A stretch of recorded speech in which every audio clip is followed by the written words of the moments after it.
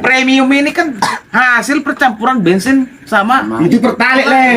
bukan. Kali itu le campur dari bensin le. Enggak, Leko. Aduh capek kali le. Premium itu campuran.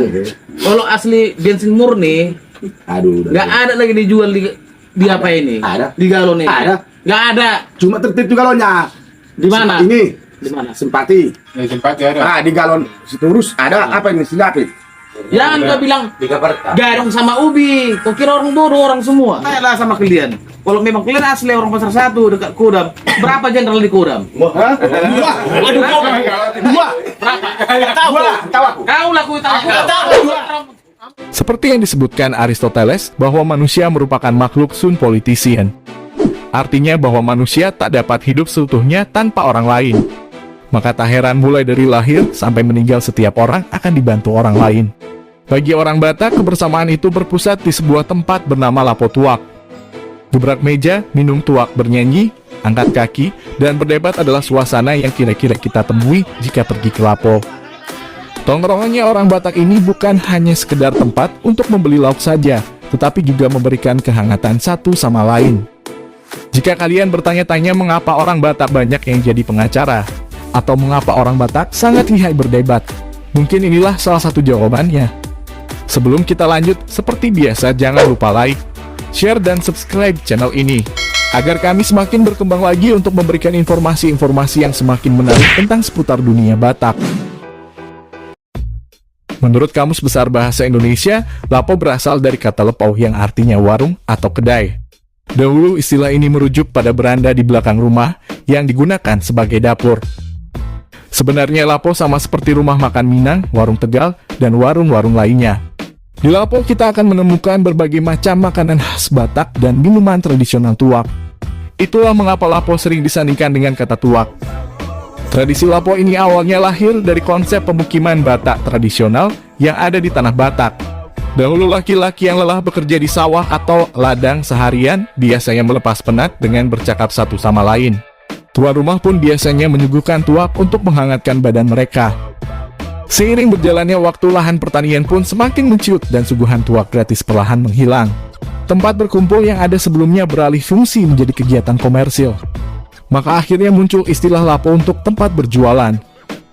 Memasuki era 1950-an, Lapo tidak hanya menyediakan tuak saja, tetapi juga ada daging babi dan ikan mas olahan khas Batak. Lapo juga menjadi tempat bersosialisasinya orang Batak dan berkenalan dengan orang baru. Meskipun baru kenal, orang Batak biasanya akan menyambut orang itu seperti sudah kenal lama. Budaya berdiskusi dan berdebat, hal itu lumrah ditemui di Lapo Tuak. Selalu ada saja hal yang diperdebatkan.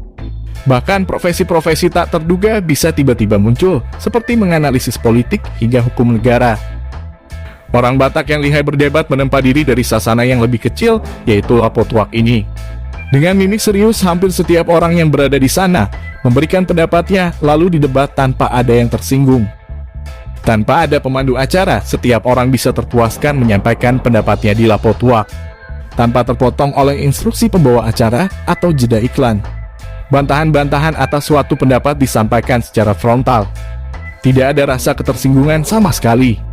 Mirip sama prinsip Batak yang mengatakan, lebih baik kau mengata-ngatakan keburukanku di hadapanku, daripada harus membicarakannya pada orang lain di belakangku.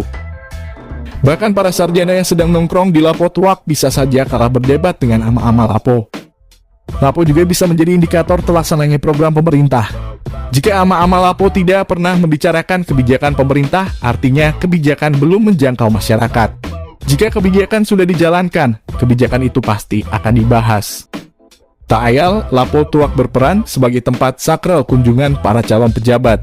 Berbekal traktiran minum tuak dibarengi merokok bersama, calon pejabat akan menjelaskan keinginannya yang ingin menjadi parhobas atau pelayan, atau bisa sebagai kepala daerah maupun legislatif. Sesudah dipaparkan, biasanya akan muncul serentetan pertanyaan dari ama-ama Lapo. Mereka yang mayoritas bukan lulusan perguruan tinggi, bisa bertanya atau mendebat dengan bahasa layaknya pakar, yang merupakan buah hasil dari latihan berdebat di sasana kecil ini.